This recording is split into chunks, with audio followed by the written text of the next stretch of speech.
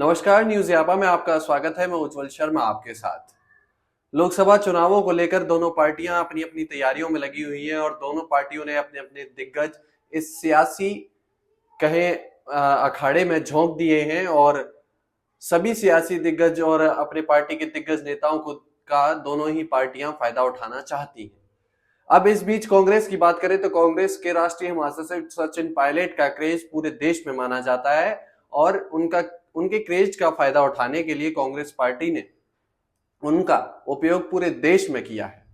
दरअसल सचिन पायलट का पार्टी ने केरल से लेकर कश्मीर और केरल में भी चुनाव प्रचार किया, उत्तराखंड में भी प्रचार किया, मध्य प्रदेश में भी प्रचार किया। बतौर प्रभारी सचिन पायलट ने छत्तीसगढ़ में भी प्रचार किया है, राजस्थान में भी वे लगातार सक्रिय रहे दोनों चरणों के चुनाव में और हर जगह जाकर सभाएं की। सचिन पायलट ने करीब 8 राज्यों के 35 लोकसभा सीटों में तकरीबन 65 सभाएं की हैं। ये एक बहुत बड़ी बात है किसी नेता के लिए कि ताबड़तोड़ सभाएं करना।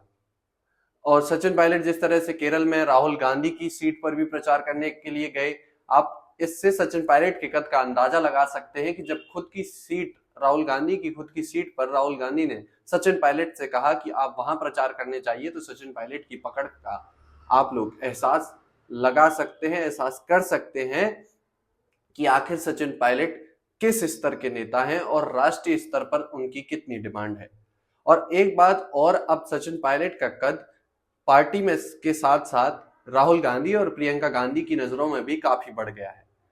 प्रियंका गांधी और राहुल गांधी के यहाँ सचिन पायलट को लेकर एक अलग तरह की छवि का निर्माण हुआ है। उसमें कह सकते हैं कि काफी करीबी सचिन पायलट हो चुके हैं गांधी परिवार के, जो किसी समय पर राजस्थान से अशोक गहलोत हुआ करते थे। आज के समय में अगर बात करें तो गांधी परिवार के अगर कोई करीब आया है तो सचिन पायलट आए हैं। प्रियंका गांधी और राहुल गांधी लगातार सचिन पायलट पर भरोसा कर रहे हैं, अपने साथ ले जा रहे हैं, अलग अलग जगह भेज रहे हैं। एक हेलीकॉप्टर भी कहें तो सचिन पायलट के लिए व्यवस्थित करवाया गया है, जिससे कि वो पूरे देश में जाकर अलग अलग जगह प्रचार कर सके। तो इस बात से अंदाजा लगाया जा सकता है कि सचिन पायलट की जो पार्टी में सक्रियता है और पार्टी में जो कद है वो लगातार बढ़ता जा रहा है और प्रियंका और राहुल की पहली पसंद भी सचिन पायलट बन चुके हैं। इसके साथ ही अब कल प्रियंका गांधी सचिन पायलट के साथ छत्तीसगढ़ में प्रचार करती हुई नजर आएंगी और कांग्रेस पार्टी के समर्थन में वोट और समर्थन की मांग करती हुई नजर भी आएंगी। सचिन पायलट लगातार छत्तीसगढ़ में सक्रिय है क्योंकि बतौर प्रभारी सचिन पायलट वहां लगे हुए हैं और 7 मई को वहां चुनाव भी है।